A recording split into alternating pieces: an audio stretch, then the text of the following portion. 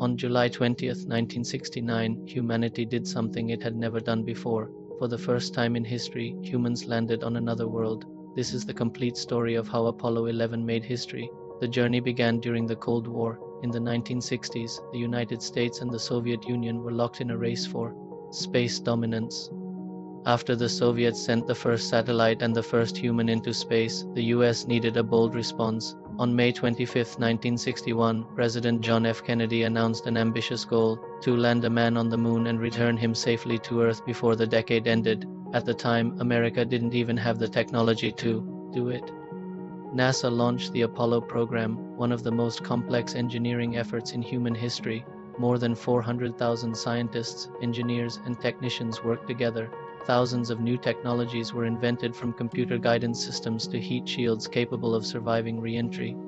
The spacecraft had three main parts: the command module, the service module, and the lunar module, nicknamed Eagle. The Saturn V rocket stood 363 feet tall, the most powerful rocket ever built. On July 16, 1969, at 9:32 a.m. Eastern Time, Apollo 11 launched from Kennedy Space Center in Florida.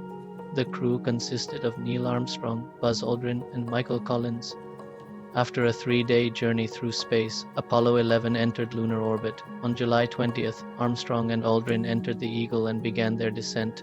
Just minutes before landing, onboard computers began flashing error codes. Fuel was running dangerously low. With only 25 seconds of fuel remaining, Neil Armstrong manually guided the lander away from a rocky area.